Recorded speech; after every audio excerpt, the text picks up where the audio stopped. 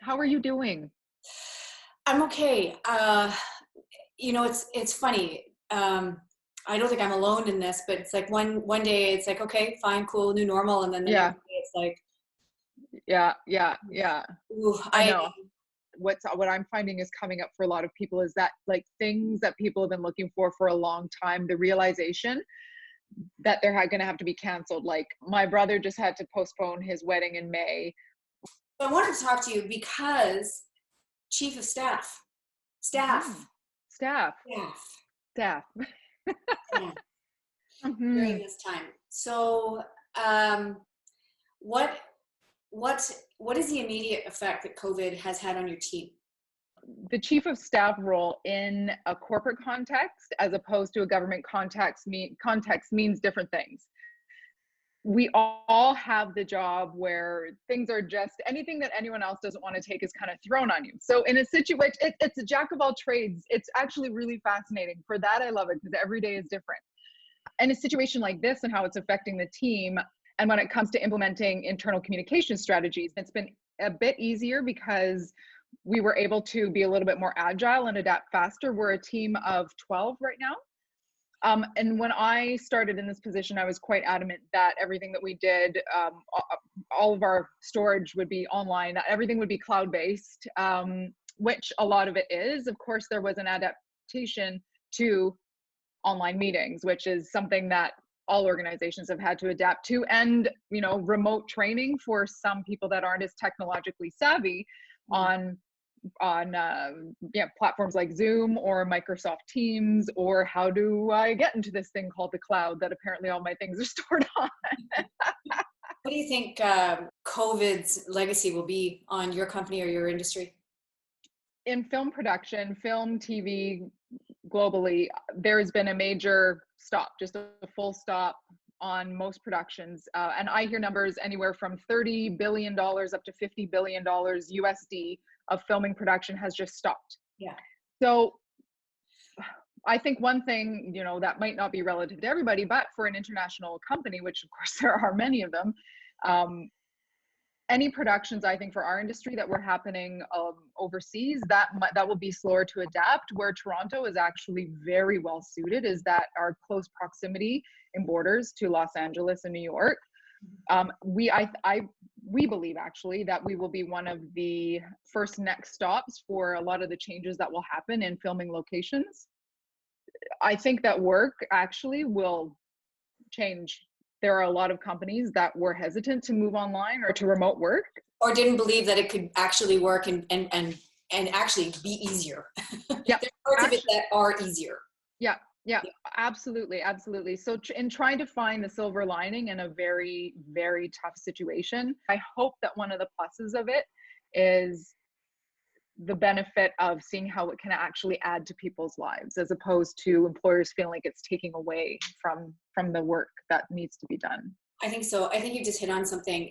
It's going to be a complete reevaluation process on many levels. Mm-hmm. If a company cannot trust that its employees are going to be working from home, Yeah, that company should not be employing that employee. yeah.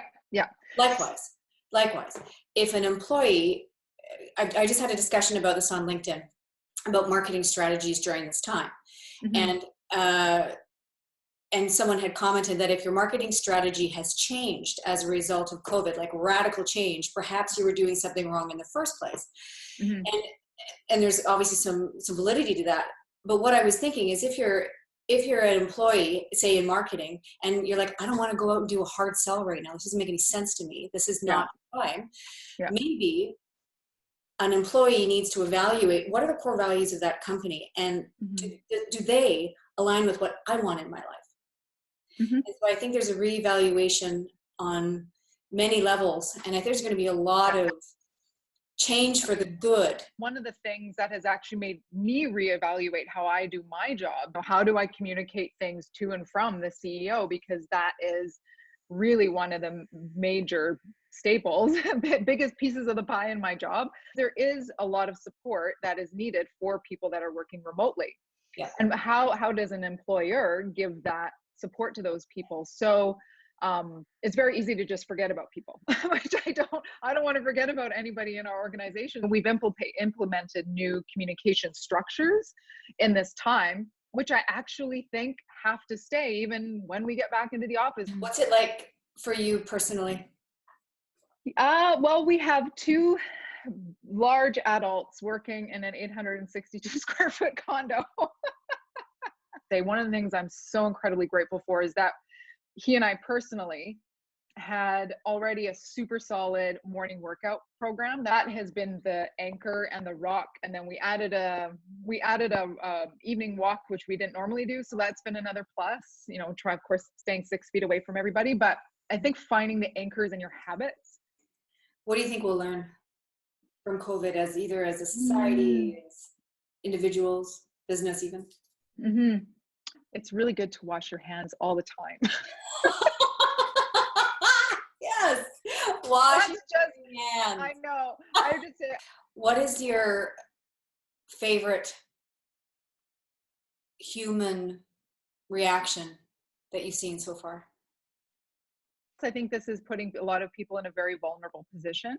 Yeah.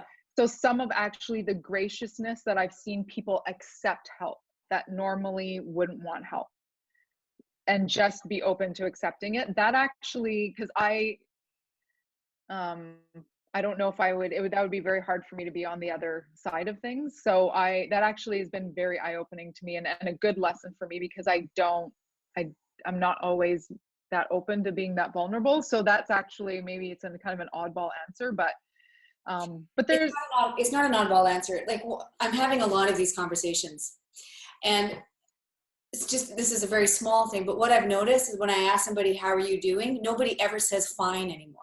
I think finding the humanness in all of this has been actually really, really, it's just actually softened my heart. Yeah. I think you just hit on something too, that I think there's like pre-COVID and post-COVID, right? And so the pre-COVID was I'm trying.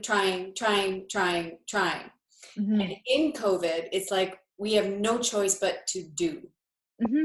Because we have to live only within the present, because 1 hour from now it will be different. 1 hour ago it was different. Yeah. And it's forcing people to be present, which is allowing, I think, for this more human connectivity. I really hope that there's, a bit more of that after all of this. I hope so too. Yeah. Bye, sweetie. Bye.